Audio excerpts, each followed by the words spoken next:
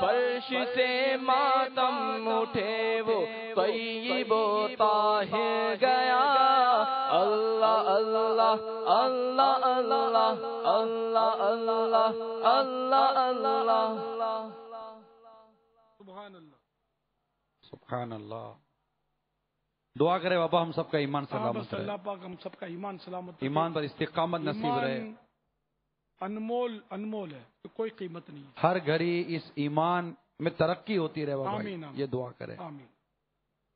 الحمدللہ اب تک امیر سنت نے جتنے مدنی پھول عطا کیے ہیں، ہم میں سے ہر ایک کو چاہیے کہ ان مدنی پھولوں کو اپنے دل کے مدنی گلدستے میں سجائیں اور سنتوں کی اس عالمگیر تحریک دعوت اسلامی کے مدنی ماحول کے ساتھ ہر دم وابستگی رکھیں، ہفتہ وار اجتماع میں شرکت اور مدنی انعامات پر عمل۔ ایک بار پھر مدنی منیوں کا غیبت کا نعرہ تو دکھا دیں۔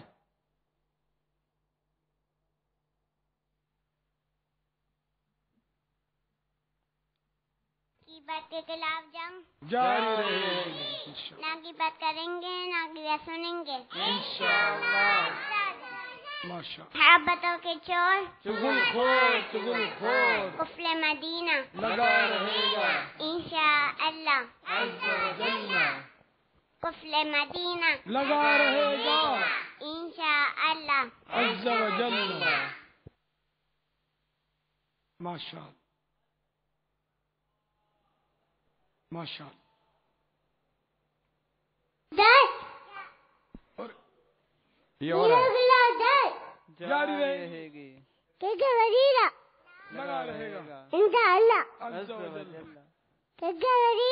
لگا رہے گا، لگا انشاءاللہ۔ انشاءاللہ عز و جل۔ ماشاء اللہ ماشاء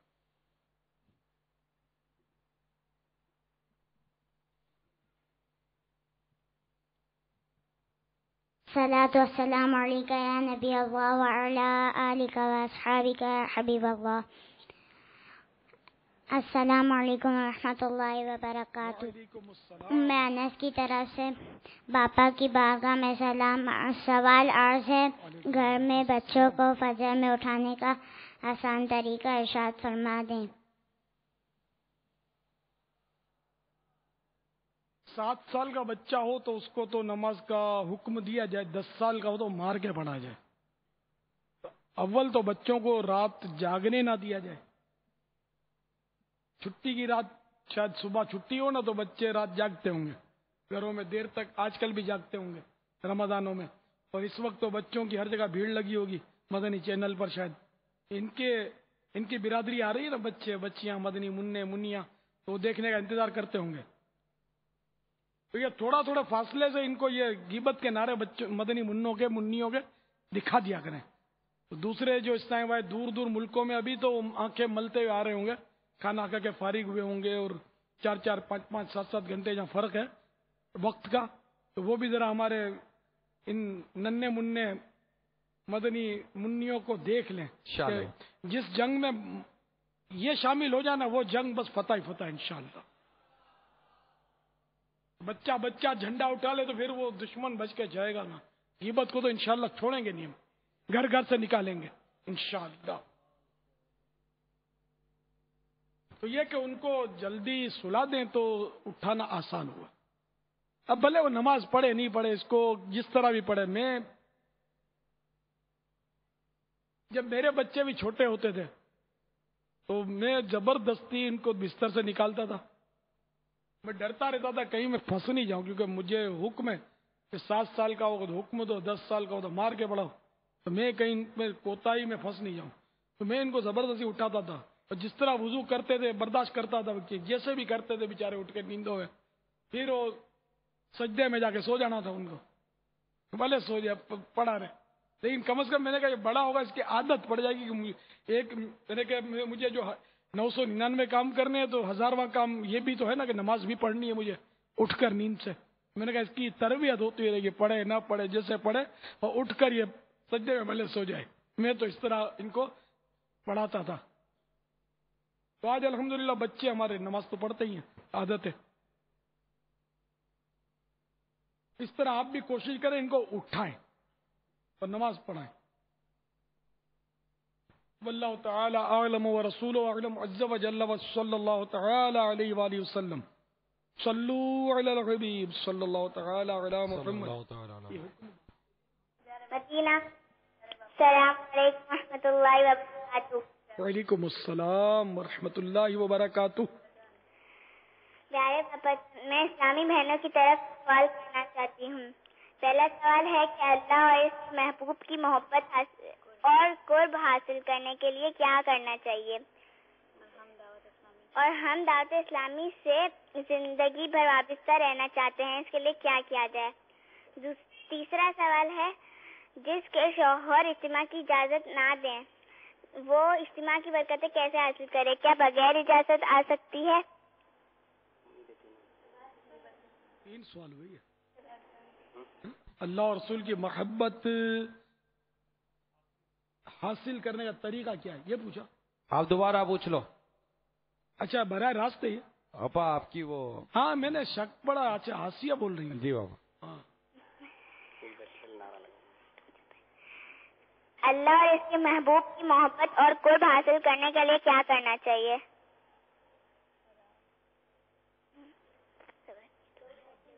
پیارے حبیب صلی اللہ تعالی علیہ وآلہ وسلم کا قرب حاصل کرنے کے لیے ان کی اطاعت کی جائے، فرما برداری کی جائے، اور ان کی نعمت، ان کی طرف سے جو نعمتیں ہیں، عنایتیں ہیں، اللہ تعالیٰ کی طرف سے جو نعمتیں ہیں کہ اللہ تعالیٰ نے بن مانگے ہمیں کروڑوں اربوں روپے اس میں جو نہ ملے وہ نعمتیں دی ہیں.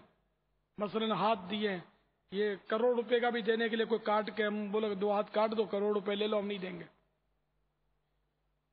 کوڑا چیک لے لو، اربوں روپے لے لو، ہم کو دونوں آنکھیں نکال کے دے دو، اب نہیں دیں گے. ہم انگلی کاٹنے کے لیے بھی تیار نہیں ہے بیچنے کے لیے.